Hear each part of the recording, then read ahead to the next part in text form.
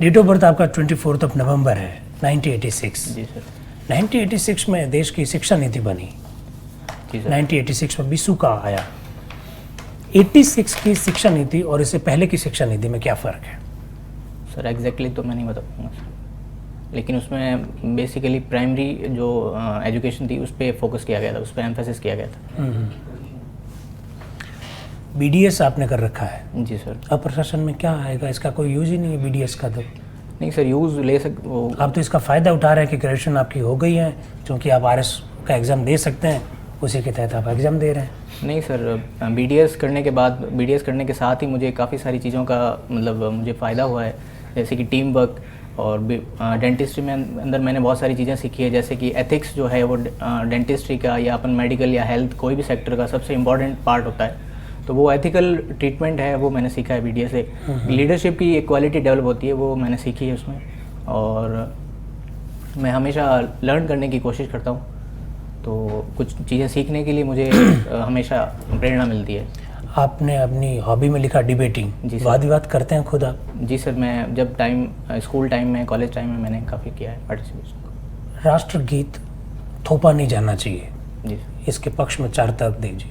Sir राष्ट्रगीत, पहली चीज़ अगर अपन देखें कॉन्स्टिट्यूशन में राष्ट्रगान और फ्लैग जो दोनों चीज़ें हैं ये हमको उसमें फंडामेंटल ड्यूटीज़ में शामिल किया गया है। राष्ट्रगीत को उस टाइम भी नहीं रखा गया था, तो उसका रीज़न ये था कि सर उसमें जैसे एक जो इसका जो वर्सेस या स्टैंजा जो अपन बोलते हैं, पहली शुरुआत की जो ली गई है, इसमें माँ का जो दिया है वो भारत माता को पहले तो शो करता है, लेकिन जो बाद की जो इसकी लाइन्स है बेसिकली दुर्गा माता या देवी माता के रूप में उसको लिया जाता है। तो कुछ धर्म के जो लोग हैं वो ये चाहते हैं कि इसमें ये हमारा रिलीजियस जो इम्पीचमेंट हो जाएगा एक तरह से, कि हमारा एनक्रोचमेंट हो जाएगा हमारे रिलीजन में, तो ये नहीं कर सकते हैं।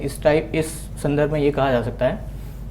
हाल फिलहाल सुप्रीम कोर्ट में ये चल रहा है, अभी मद्रास हाई कोर्ट ने इसको कहा था कि आप वीक में कुछ डेज में या वीकेंड्स पे या तो इसका यूज़ किया जाना चाहिए, यानी इसको जो राष्ट्रगीत है इसका भी उपयोग किया जाना चाहिए।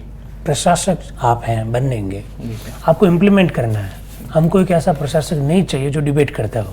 जी सर, डिबेट का पॉजिटिव ये एस्पेक्ट है कि अगर हम कुछ उसमें ऐसे प्रोविजंस हो कोई भी पॉलिसी के, स्कीम के, तो हम अच्छे बेहतर ढंग से समझा सकते हैं किसी भी इंसान को या एक पर्टिकुलर एरिया में बाढ़ आ गई है। जी सर।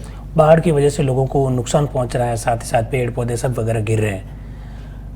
जनता कह रही है कि अगर इस तरीके को अपनाया जाए तो बाढ़ से लोगों का नुकसान रोका जा सकता है। जी सर। आपके पास खुद के कुछ तरीके हैं। जी सर। आप जनता के साथ डिबेट करने लग जाएंगे? नहीं, डिबेट क्यों करेंगे, जो वहाँ पॉजिटिव जो सर जहाँ तरीका होगा जिसमें साइंटिफिक राय भी ली जा सकती है, जैसे जहाँ वहाँ स्पेशल टीम भी वहाँ पे डिप्लॉय होगी, एनडीआरएफ की टीम हो सकती है, एसडीआरएफ की टीम हो सकती है, उसके साथ में एक बढ़िया कंसल्टेशन करके जो अच्छा तरीका होता है, और जो लोग वहाँ रहते हैं उनको भी नेचुरल नॉलेज होता है कि हमारे गाँव में ज़्यादा पानी इस साइड में जाएगा, पुराने टाइम से जो रह रहे हैं वो ये बता सकते हैं कि भाई सबसे पहले नुकसान यहाँ पे होगा, यहाँ ज़्यादा लोग फंस सकते हैं, तो उसके अकॉर्डिंग एक ऐसा बनाया जा सकता है। डिबेटिंग मतलब हर जगह पे डिबेट नहीं कर सकते, उसका पॉजिटिव एस्पेक्ट भी सर देख सकते हैं। ठीक है, आप प्रशासक के रूप में चयनित हो गए, एसडीएम बन गए। जी सर। कभी एसडीएम कभी एसडीओ, इन दोनों में फ़र्क क्या है? Sir SDM basically executive magistrate की पोस्ट है, और एसडीओ है वो ऑफिसर जिसमें नॉन मजिस्ट्रेट पावर्स होते हैं, जो सिर्फ एग्जीक्यूटिव। आपने बड़ा सुंदर शब्द का प्रयोग किया, एग्जीक्यूटिव मजिस्ट्रेट। जी सर। पर ये तो एग्जीक्यूट करता है, मजिस्ट्रेट फिर क्यों है साथ में? प्रिवेंशन, ये जो जुडिशरी वाले जो मजिस्ट्रेट हैं ये पोस्ट कोई एक्ट हो गया है उसके बाद काम करते हैं। एसडीएम होगा या एसीएम है वो पहले काम करते हैं प्रिवेंशन के लिए। अगर धारा नहीं, ACM is different thing. Assistant collector जो लगते हैं सर, प्रोफेशनल आईएएस जो होते हैं वो डायरेक्ट रिपोर्ट करता है जैसे कलेक्टर को, तो उसका काम यही है कि किसी एरिया में अगर धारा 144 लगानी है प्रिवेंशन के रूप में, तो वो अपना मजिस्ट्रेट पावर वहाँ यूज़ कर सकता है। सेकेंडली, जैसे किसी मुजरिम को पेश करना है 24 घंटे के अंदर और वहाँ पे जुडिशरी का कोई मजिस्ट्रेट अवेलेबल नहीं है, तो वो एसडीएम के या तहसीलदार के पास भी पेश कर सकते हैं। क्या होता है धारा 144 में? सर धारा 144 बेसिकली अगर कोई एरिया के अंदर बहुत 5 से ज़्यादा लोग जो कि थ्रेट कर सकते हैं, उस सोशल डिस हार्मनी क्रिएट कर सकते हैं, डिस हार्मनी, तो हम वहाँ पे मतलब जो वहाँ का मजिस्ट्रेट होता है वो ये धारा लगा सकता है। अगर उसको थ्रेट लगे सोशल डिस हार्मनी कर सकता है। किसी पर्टिकुलर एरिया में लॉ एंड ऑर्डर को मेंटेन करने की जिम्मेदारी डीवाईएसपी पर होती है कि एसडीओ पर होती है? सर एसडीओ की होती है। क्या एसडीएम पर? एसडीएम पे भी हो सकती है, एसडीओ पे भी हो सकती है। प्राइमरी जो रिस्पॉन्सिबिलिटी है लॉ एंड ऑर्डर की वो एडमिनिस्ट्रेटर की होती है, उसको रिपोर्ट करता है डीवाईएसपी। और डिस्ट्रिक्ट लेवल पे अपन देखें तो जो कलेक्टर होता है वो ऑथराइज होता है लॉ एंड ऑर्डर के लिए। धारा 144 में गोली चलाने के आदेश दिए जा सकते हैं? धारा 144 में सर गोली चलाने के आदेश अगर स्थिति बिगड़ जाए तो दिए जा सकते हैं सर, ज़्यादा वायलेंस हो तो। आपने भी जैसे सर को बताया कि बीडीएस रहते हुए आपने लीडरशिप क्वालिटी सीखी है और जी आप मैम। उसका इस्तेमाल करेंगे। आपका कोई अनुभव बताइए जब आपने वाकई में ही बीडीएस एज अ डॉक्टर आपने कभी किसी परिस्थिति में लीड किया हो। मैम जब मैं कॉलेज में था तो उस टाइम इंटर्नशिप के दौरान कुछ एक ऐसे केस हो गए थे जिसमें एक वायलेंस हो गया था इंजीनियरिंग कॉलेज और ऐसे क्राउड में कोई लड़ाई हो गई थी। तो उसमें मैम ऐसा हुआ था कि फ्रैक्चर्स हो गए थे, जॉ फ्रैक्चर्स हो गए थे 3-4 स्टूडेंट्स के। तो उस टाइम वो कॉलेज का टाइम था वो बंद हो गया था, मतलब कॉलेज 5 o'clock टाइमिंग था तो वो बंद हो गया था। उसके बाद मैंने मेरे जो एडमिनिस्ट्रेटर कॉलेज एडमिनिस्ट्रेटर्स थे उनसे बात की और उसके बाद मैंने मेरे मैक्सिलोफेशियल सर्जन्स थे उनसे बात की और उन सबको मोबिलाइज किया और उनका ट्रीटमेंट वहाँ पे करवाया था सर। आप 2010 से बीडीएस है जी मैम। और 2017 चल रहा है, तो इस दौरान आपने क्या किया? मैम मैं 2000 एक्चुअली ये 10 बीडीएस ग्रेजुएट पासिंग ईयर है, 1 साल का इंटर्नशिप होता है। उसके बाद 2012 से मैं यूपीएससी और आरपीएससी की प्रिपरेशन कर रहा हूँ। मतलब आपने बीडीएस से लेकर कोई काम अभी मैं तक in field वीकेंड नहीं किया? पे यहाँ पे जौहर हॉस्पिटल है वहाँ पे जाता हूँ, वॉलंटियर सर्विसेज देता हूँ। ये रूट कैनाल थेरेपी क्या होती जी है? मैम, ये रूट कनाल एक डेंटल ट्रीटमेंट का प्रोसीजर है। इसके अंदर मैम जैसे अगर इन्फेक्शन हो गया टूथ में तो अगर आपका इनेमल डेंटिन या डिके हो जाता है, जो हार्ड पार्ट है उसके अंदर अगर इन्फेक्शन हो जाता है तो रूट कनाल को ओपन करते हैं। उसके बाद वो जो पस होता है उसके अंदर या इन्फेक्शन होता है उसको एक्सकवेट करते हैं और उसको फिलअप कर देते हैं। डिबेटिंग आपकी हॉबी है। अभी देश में सबसे बड़ी बहस कौन सी चल रही है? अभी मैम इंडो चाइना जैसे देश के क्या ये भीतर कौन देश सी के बहस चल भीतर रही अच्छा है? भीतर मैम, भीतर अभी जैसे अपने राजस्थान में तो अभी जो ये वायलेंस हुआ था मैम नागौर वाला, ये कह सकते हैं, और एक काउ विजिलेंटिज्म वाला जो है ये भी आप देख सकते हैं। एक गैंगस्टर को जी सर। हमारी यूथ एक आइडियल के रूप में मान रही है, लाखों लोग उसके लिए जुट जाते हैं। ऐसा क्या है गैंगस्टर में, ऐसी क्या अपील है? सर मैं बेसिकली फॉल्ट मानूंगा अपनी सोसाइटी का। ये सोसाइटी जो सोशलाइजेशन है वो स्टार्ट होता है फैमिली से। फैमिली में अगर अपन देखें तो एक बच्चा, एक लड़का और एक लड़की बेबी जो होते हैं उसी स्टेज में अगर हम उनका देखें, फैमिलाइजेशन जैसे सोशलाइजेशन होता है उसमें क्या करते हैं, बच्ची को डॉल देंगे, लड़के को गन देंगे, तो वो वहाँ से उसके एक वायलेंस, एक ईगो, एक मेल जो है वो शुरू हो जाता है। तो सर वो एक तो पहली चीज़ वो होगी। उसके बाद कहीं पे भी सोसाइटी में एक ऐसा अपन स्ट्रीम या समझ सकते हैं जिसमें नेगेटिव चीज़ें होती है वो पहले स्प्रेड होती है। अब सोशल मीडिया का ही देख लो, इंडिया में सोशल मीडिया का मैं मानता हूँ काफ़ी मिसयूज भी हो रहा है सर। तो सोशल मीडिया की वजह से ही मोबिलाइजेशन हुए हैं। ये सोशल मीडिया पे भड़काऊ भाषण दिए जा रहे हैं, उससे लोग अफेक्ट हो जाते हैं बहुत जल्दी। फिर जाति के नाम पे, धर्म के नाम पे ऐसा करके लोगों को मोबिलाइज किया जाता है। ये रेडिकलिज्म डेवलप किया जाता है जिससे एक्सट्रीमिज्म हो जाता है और लोगों को, आधे से ज़्यादा लोगों को जो इसके पीछे का रीज़न क्या है, उसने कितने क्राइम किए होंगे, उसने कितना लॉस किया है, कितने लोग, वो कोई नहीं देखता है। सोशल मीडिया की वजह से जो नुकसान हो रहे हैं उसके लिए हमारे पास ऑलरेडी आईटी एक्ट है। इसके अलावा भी हमारे पास कोई मैकेनिज्म और है? सर जैसे अभी जैसे बात चल रही है सर कि जो ये साइबर क्राइम और ये जो इनके प्रिवेंशन के लिए जो टूल किए हैं ये इफेक्टिव नहीं है। बेसिकली जो आईटी एक्ट जो है वो इतना इफेक्टिव नहीं है कि कोई भी जैसे यूट्यूब पे अपने को कोई वीडियो अपलोड करना है तो उससे पहले उसकी कोई स्क्रूटिनी नहीं होती है। तो ये एक दिक्कत का इशू नहीं, इसके मतलब आईटी एक्ट 2000 के अलावा हमारे पास को हाल फिलहाल कोई मैकेनिज्म नहीं है। नहीं सर, एक पुणे में इंस्टीट्यूट है सर, नेम तो उसका भूल गया, लेकिन वो एक बहुत छोटे लेवल पे उसका काम है, तो इतना ज़्यादा उसका काम है नहीं सर। ये विशाखा गाइडलाइन क्या है? Sir Vishakha guideline basically woman का वर्क प्लेस पे जो सेक्सुअल असॉल्ट को रोकने के लिए या सेक्सुअल ऑफेंसेस को रोकने के लिए एक सुप्रीम कोर्ट ने गाइडलाइंस दी थी 1997 में। इसके अंदर हर एक ऑर्गेनाइजेशन, इंस्टीट्यूशन को एक ऐसी कमेटी डेवलप करनी होती है जो वो उसकी वुमन की कंप्लेंट हो, चाहे कैसे भी सेक्सुअल जेस्चर्स भी हो या कुछ भी उसकी डिग्निटी के या डेरोगेटरी कुछ भी ऐसे सेंटेंसेस हो, कुछ भी अगर उसको लगे कि ये मेरे खिलाफ है या मेरी डिग्निटी के अगेंस्ट है तो वो उसमें कंप्लेंट कर सकती है और उसकी वो जांच करके आगे उसको फॉरवर्ड करना पड़ता है सर। ये राजस्थान में अभी बाल काटने की घटनाएं बहुत हो रही हैं। जी सर। एक प्रशासक के रूप में आप इस प्रकार की अफवाहों को, इस प्रकार की घटनाओं को रोकने के लिए क्या 2 काम करेंगे? सर एकदम बुलेट आंसर देना है। सर इसके लिए सर एक काम किया जा सकता है कि सबसे पहले तो ऐसी अफवाह को रोकने के लिए सीसीटीवी जो आजकल क्रूशियल पॉइंट्स पे एस्टेब्लिश किए जा सकते हैं, जैसे कहीं पे भी बाल काटने की घटनाएं सारी रात में हो रही है, जैसा न्यूज़पेपर में हम लोग पढ़ रहे हैं, कहाँ कहाँ लगेंगे आप नहीं, सीसीटीवी? अगर कहीं कोई बाल काटने वाला 99% तो ये अफवाह ही है सर, पहली चीज़ ये कोई हो नहीं सकता। दूसरा, जो कहीं लोकलाइज्ड कहीं गली के किसी हर जैसे भी एक कांस्टेबल बीट पे तैनात किया होता है, हर कांस्टेबल को एक बीट दिया होता है, तो उसके साथ मिलके उसको एक ऐसा गली में आदमी एक ऐसा जिसके साथ में रेपो बनाया जा सकता है, जो ऐसी कोई भी इंफॉर्मेशन होती है वो पुलिस को तुरंत दे दे। तो इस मैकेनिज्म को आपको ऐसा लगता नहीं है कि ये जो इस तरह की जो घटनाएं हुई है उसको सोशल मीडिया और न्यूज़पेपर ने ज़्यादा प्राथमिकता देकर उसको भड़का दिया? जी सर, बिल्कुल मुझे यही लगता तो है। क्या करेंगे आप इसको रोकने के लिए? बस ये सोशल मीडिया की control in the sense regulation जरूरी है कि ऐसी चीज़ें ना आए, पहले स्क्रूटिनी हो, तो उस चीज़ का ध्यान ज़्यादा रखना चाहिए सर। और आईपी एड्रेसेस वगैरह आजकल ट्रेस करना बहुत मुश्किल हो गया है, क्योंकि इसमें फ्रिक्वेंटली चेंज हो जाती है चीज़ें, तो कुछ जो टेक्नोक्रेट्स हैं वो इसका मिसयूज़ भी कर सकते हैं। तो इसके लिए अपने को एक ऐसा रेगुलेशन लाना चाहिए जो इफेक्टिव हो। ये आपकी कॉलेज का नाम बीवीपी है, क्या सर। फुल फॉर्म है इसका? सर भारतीय विद्यापीठ, कहाँ स्थित है? सर ये नवी मुंबई में। नवी मुंबई में? जी। अच्छा, और आप जो है वहाँ से ये बीडीएस आपने किया, उसके आगे पोस्ट ग्रेजुएशन आपने नहीं किया? सर मैंने प्रिपरेशन करी थी, लेकिन फिर मेरा एडमिनिस्ट्रेशन की और ज़्यादा रुझान रहा जी आपका। सर। तो मैं समझता हूँ कि जो मेडिकल फील्ड है, एज ए डॉक्टर आप बहुत अच्छा कंट्रीब्यूशन कर सकते हैं सोसाइटी में, है ना? तो विशेष ऐसा क्यों कि आपका रुझान एडमिनिस्ट्रेशन की तरफ? सर मेरा वर्क ऑफ स्पेयर कह लें आप या डायमेंशन कह लें, वो एक लिमिटेड है ट्रीटमेंट तक, यानी पोस्ट ऑपरेटिव मान लो उसको कुछ ऐसा हो गया कि ठीक करने, सिर्फ कुछ डिजीज पार्ट है या कुछ भी है उसको मैं ठीक कर सकता हूँ। मुझे काम करना है सर प्रिवेंशन से लगाकर क्योर तक। तो ये प्रिवेंशन के लिए सर बहुत सारी सोशल इकोनॉमिकल प्रैक्टिसेस ऐसी हैं जो डॉक्टर के पास ऑथराइज नहीं है, वो उन सब में एक्शंस ले सके। As an administrator, civil servant से बढ़िया करियर अपॉर्चुनिटी, प्रोग्रेशन और सोसाइटी में प्रेस्टीज, स्टेटस, ये सब चीज़ें सर सिविल सर्वेंट के पास ही होती हैं, इसलिए मेरा इसमें रहा है। एक विजडम टूथ जो होता है, जी सर।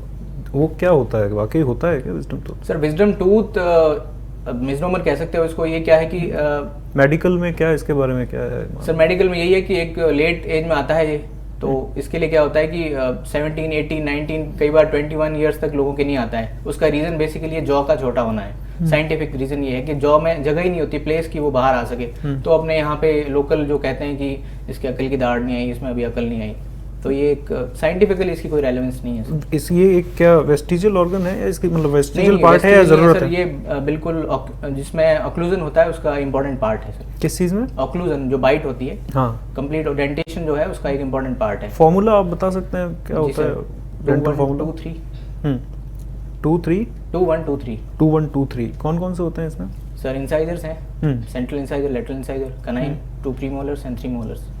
ओके। एक आप मुझे बताइए कि इंडिया में जी सर। अभी जी सर। 5 मेजर इकोनॉमिक चैलेंजेस जी सर। जो इंडियन इकोनॉमी फेस कर रही है वो कौन कौन से हैं और उनके लिए क्या समाधान आप जो है सजेस्ट करते हैं? सर 5 मेजर में सबसे पहला तो मैं कहूँगा अनएम्प्लॉयमेंट, इकोनॉमिक अगर बात करें तो। दूसरा कह सकता हूँ सर मैन्युफैक्चरिंग, जो प्रोडक्शन के रूप में देखें तो। तीसरा कह सकता हूँ सर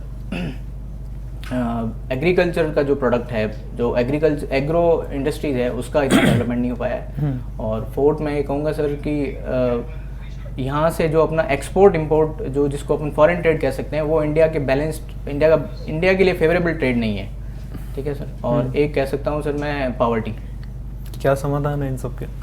सर बहुत डिटेल समाधान है, लॉन्ग टर्म स्ट्रेटजी होनी चाहिए पहली। कोई शॉर्ट टर्म स्ट्रेटजी देख के अपन कोई भी प्रावधान या कोई भी सॉल्यूशन नहीं दे सकते।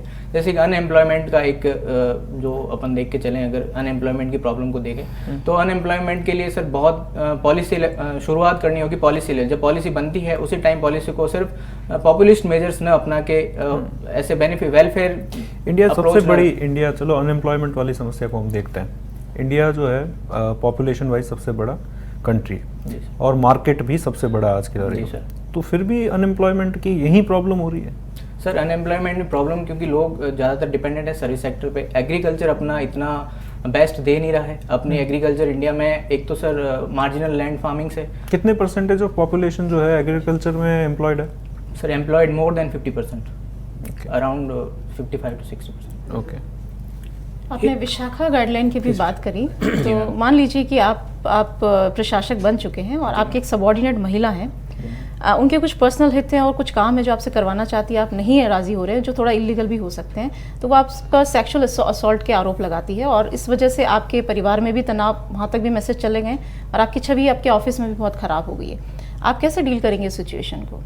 मैम पहली चीज़ तो डायलॉग है, जिसको मेरे से प्रॉब्लम है, सबसे पहले मैं उसके साथ में बात करना चाहूँगा और मैं अकेले में बात नहीं करूँगा। एक जो वहाँ के जो डेजिग्नेटेड अथॉरिटी है, जो सबसे जिसको एक जो मेरा भी सुपीरियर हो सकता है साथ में, उनके साथ में बैठ के और अन्य दूसरी लेडी भी साथ में हो, उनके साथ बैठ के बात की जा सकती है। उनके सामने ये बात रखी जा सकती है कि इनका पर्सनल रीज़न था, मेरा इसमें इन्वॉल्वमेंट नहीं था। और ये चीज़ ये आप खुद देख सकते हैं कि अगर मैं ऑथोराइज्ड हूँ इस काम को लेने के लिए, तभी मुझे ब्लेम किया गया। ये पॉइंट तो भी नोटेड हो सकता है कि आप बाकी कोई रीज़न नहीं है, और जो सच है वो तो मैम इन्वेस्टिगेशन में सामने आ ही जाएगा। एक्स्ट्रा जुडिशियल किलिंग्स जो होती है, एनकाउंटर्स जो होता है, वो सही होने चाहिए? सही तो नहीं है sir. Extra judicial killing killing तो कोई भी सही नहीं हो सकती। और दूसरी चीज़ है कि सरकार के पास कई बार, जैसे अब अपन जम्मू कश्मीर का इशू देख लें सर, तो लोकल जो वहाँ के रेजिडेंट्स हैं वो सपोर्ट करते हैं इनको। मान लो कोई भी जिसका ब्रेन वॉश हो गया है, कोई ऐसी एक्सट्रीमिस्ट आइडियोलॉजी के अंदर आ गया है, वो अगर उसको पता भी नहीं होता, वो ऐसा यूथ होता है जो एक ऑफेंडर है जी सर, जो कि प्रोक्लेम्ड ऑफेंडर है, वो अभी भगोड़ा भी है, तो उसे गिरफ्तार करने के लिए पुलिस जाएगी।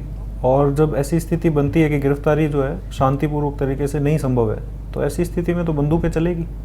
बंदूकें जितना होना चाहिए मिनिमम फोर्स का यूज़ किया जाना चाहिए। अगर ऐसी नौबत आ भी जाए कि सामने से पहले स्टार्ट हो जाए, गोलीबारी शुरू हो जाए, अपने पर्सनल की जान खतरे में है, तो लिमिटेड स्प्रेड कह सकता हूँ या लिमिटेड एक्सटेंट तक यूज़ की जा सकती है। उसमें भी ऐसे कि कमर के नीचे तक गोली चले, अगर किसी को पूरी कोशिश की जाए कि उसकी जान नहीं जाए। अगर ऐसा नहीं करते तो पंजाब में तो आतंकवाद कभी ख़त्म ही नहीं होता। नहीं सर, तो आपको कई बार एक्स्ट्रा जुडिशियल किलिंग तो करनी ही पड़ती है। पुलिस जब कोई एनकाउंटर करती है तो ऐसे कोई सामान्य परिस्थितियों में तो करती नहीं है, जी सर, बड़ी विषम परिस्थितियों में करती है। As a DYSP ji sir, आप क्या करेंगे? सर मैं जो पहली चीज़ तो वही है सर कि सबसे पहले राष्ट्र देश का हित किस में है, उस चीज़ को ध्यान में रखना चाहिए। दूसरी चीज़ है कि इस देश का कानून मुझे किस चीज़ तक अलाउ करता है, क्योंकि मुझे कानून का ही पालन करना है। कानून या कॉन्स्टिट्यूशन कह लें, उसमें जो चीज़ सही है वही सही है। मेरे पर्सनल मानने से कोई चीज़ सही या गलत नहीं हो सकती। अच्छा, एनकाउंटर्स के संदर्भ में कुछ सुप्रीम कोर्ट की रूलिंग भी है क्या? सर सुप्रीम कोर्ट की रूलिंग है, बट एग्जैक्टली मैं बता नहीं पाऊंगा। उसमें कुछ एक रूल्स हैं जिसमें आपको गोलीबारी करने से पहले कोई मजिस्ट्रेट है उसकी वो लेनी चाहिए और परमिशन लेनी चाहिए। डायरेक्ट आप गोलीबारी के लिए मजिस्ट्रेट की परमिशन लेने कहाँ जाएंगे आप? वहाँ ऑथराइज्ड पर्सन होता है। अगर कमिश्नरेट है तो उनका एक ऑथराइज्ड ऑफिसर होगा। जंगलों में आप आमने सामने खड़े हैं, कहाँ परमिशन लेंगे आप? सर जंगल में जैसे अगर मिलिट्री फोर्सेस हैं तो उनको, हम लोग मान के चले कि एनकाउंटर कोई पब्लिक प्लेस पे तो बहुत कम होता है। जी सर, ऐसी विषम परिस्थितियों में होता है या विषम जगहों पर होता है, कहाँ लाएंगे मजिस्ट्रेट की परमिशन? सर एनकाउंटर एक रेडिकलिज्म या एक्सट्रीमिज्म को रोकने के लिए एनकाउंटर एकमात्र नहीं हो सकता। तो इसके लिए सर डायलॉग है। रीज़न क्या है? अब यहाँ की दिक्कत है वो अलग है सर, आप जंगल की बात कर रहे हैं, ये दिक्कत अलग है। रेड जो जंगल अपने राजस्थान में भी है, ऐसा नहीं है कि सिर्फ नक्सल क्षेत्र में ही। बट यहाँ पे अपने जंगल शांत है सर। यहाँ पे क्यों चंबल में समस्याएं काफी? चंबल के बीहेड का जो पार्ट था सर वो काफ़ी अब सॉल्व हो चुका है। काफ़ी सारी पॉलिटिकल उनका एम्पावरमेंट हो चुका है। काफ़ी सारे लोग नक्सल क्षेत्र जो है वहाँ पे हम पैरामिलिट्री यूज करते हैं, मिलिट्री क्यों नहीं यूज करते? मिलिट्री का सर बेसिकल काम है सर देश की जो बॉर्डर या देश की जो अपनी आर्मी है वो एक्सटर्नल डिफेंस को उसको जस्टिफाई करता है। ये इंटरनल डिस्टर्बेंसेस जो भी हैं उसके लिए पहला जम्मू एंड कश्मीर में तो इंटरनल सिक्योरिटी के ऑपरेशन लिए ब्लू भी स्टार देखिए ना, ऑपरेशन ब्लू स्टार में कौन लोग थे? आर्मी ज़्यादा ट्रेंड होती है। आर्मी का जो ये इंटरनल सिक्योरिटी के लिए paramilitary forces specially trend forces होती है, ये इसके लिए इसको रखा जाता है। आर्मी बॉर्डर पे जैसे प्रधानमंत्री जो इससे पहले थे मनमोहन सिंह जी, उन्होंने कहा था कि आज भारत के सामने सिक्योरिटी थ्रेट अगर देखी जाए तो सबसे बड़ी नक्सलिज्म है। तो जब सबसे बड़ी समस्या है तो सबसे ट्रेंड जवानों को क्यों ना छोड़ा जाए वहाँ पे? पैरामिलिट्री क्यों, आर्मी क्यों नहीं? इसमें अगर ऐसे कहें तो एनर्जी का एग्जॉस्ट होगा आर्मी का। अगर इंडियन आर्मी जो बेसिकली एक्सटर्नल डिफेंस के लिए तैयार की गई थी वो इंटरनल डिफेंस में लड़ेगी। We have very large troops, हमारे पास बहुत ट्रूप्स हैं। एनर्जी एग्जॉस्ट होकर कोई मैन पावर की कमी नहीं आने वाली। वो स्पेशलाइज्ड फोर्सेस तैयार की गई है। सीआरपीएफ की टुकड़ियां अगर आप देखो तो बॉर्डर पेट्रोलिंग के लिए बीएसएफ है, आईटीबीपी है, वो हर एक जो फोर्स है उसका स्पेशल एक वो मैकेनिज्म है काम करने का।